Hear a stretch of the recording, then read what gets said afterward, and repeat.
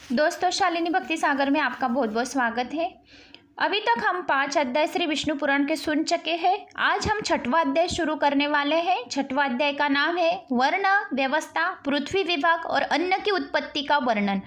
इसके पहले के अध्याय में हमने ऋषिजन, देवता, दानव, पितृ, इनकी कैसे क्या उत्पत्ति हुई ये सारा मैंने आपको सुना दिया है। 24 तत्वों के साथ जगत की उत्पत्ति, वराह अवतार कैसे क्या लिया, पृथ्वी की कैसे क्या उन्होंने संहार किया और ब्रह्मा की उत्पत्ति, भगवान का वराह अवतार धारण कर पृथ्वी का उद्धार एवं सृष्टि की रचना का एक एक पाठ अध्याय मैंने आपको सुना दिए हैं।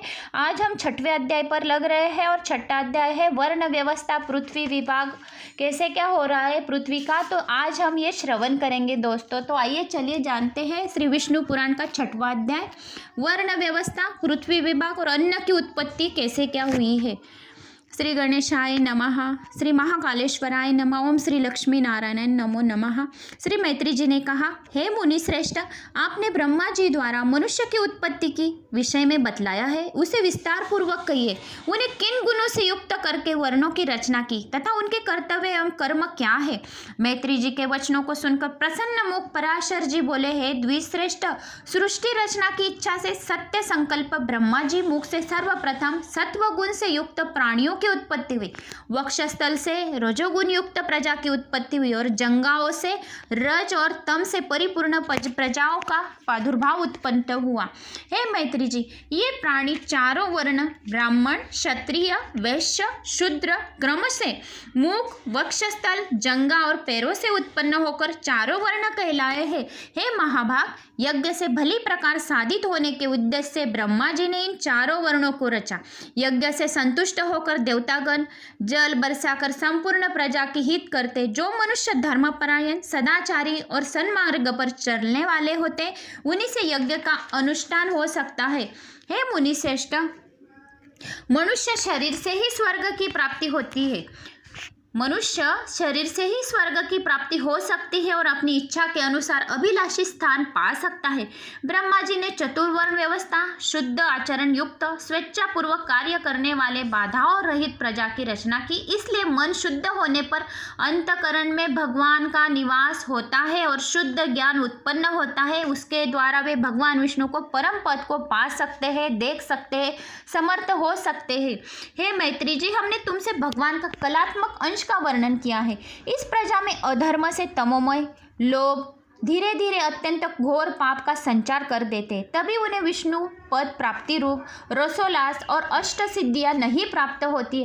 सिद्धियों के क्षीण होने के तथा पाप के बढ़ने से समस्त प्रजा दुखों सिद्धियों को क्षीण होते हैं और दुखों को त्रस्त हो जाते। तब उन्होंने वृक्षों में जल निकट स्वाभाविक रक्षा स्थान, दुर्गपुर आदि बनाए। ठंड तथा धूप के बचने के लिए घर बनाए। जीविका पार्जन हेतु हस्तशिल्प, खेती आदि का विधियां निकाली। हे द्विश्रेष्ठ, धान जो गेहूँ है, तिलहन है, ज्वार है, बाजरा, उड़द, मूंग, मसूर, मटर, राई, चना आदि सब औषधियाँ ग्राम्य औषधियाँ कहलाती है। इसी तरह 14 यज्ञिक औषधियाँ हैं। इनके नाम धान जो उड़द, गेहूँ, तिल, प्रियंगु, कुलत्मक, शामक, निवार, जटिल, वेणुओं और मंकटक, इनका उपयोग आहुति में होता है। ये सभी औषधि यज्ञ द्वारा प्रजा की उत्पत्ति का मार्ग सुदृढ़ करती है। हे महामुनि, यज्ञ द्वारा किए जाने पर अनुष्ठान मनुष्य को उपकारक और पाप से मुक्ति दिलाने वाला है। जिनकी अंतरात्मा में काल की गति से पाप अधिकता होता है, उनका मन यज्ञादि पुण्य कार्य में नहीं लगता है। हे मैत्री जी, प्रजा के उत्पन्न होने और जीविका की व्यवस्था होने के उपरांत ब्रह्मा जी ने उनके गुणों के अनुसार सभी वर्णों के लिए मर्यादा स्थापित की है। ब्राह्मणों के लिए पितृलोक, क्षत्रियों के लिए युद्ध क्षेत्र से कभी न हटने के कारण इंद्रलोक, वैश्यों को वायुलोक और शूद्रों के लिए गंधर्वलोक, 88 सहस्त्र अर्धदेवता मुनियों के लिए जनलोक और गुरु के निकट निवास करने वाले ब्रह्मचारियों का भी यह स्थान है। सप्तर्षि मंडल के लिए तपलोक, वानप्रस्थ के लिए प्रजापति लोक और सन्यासी हेतु ब्रह्म का स्थान बताया गया है। आत्मानुभाव से तृप्त योगियों का स्थान अमर पद है, जो भगवान विष्णु का परम पद है। एकांत में रहने वाले, ब्रह्म चिंतन करने वाले ज्ञानी जन उस परम स्थान को देख पाते।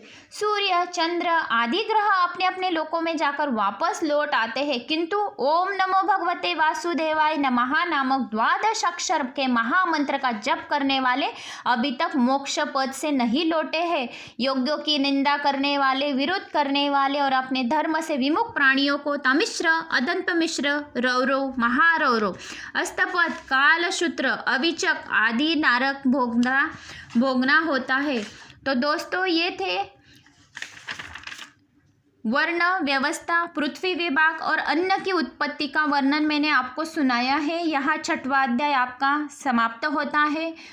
ऐसे ही भक्तिदार वीडियो देखने के लिए सब्सक्राइब कीजिए शालिनी भक्ति सागर चैनल को और लाइक करें हर चैनल और कमेंट्स करना ना भूलें।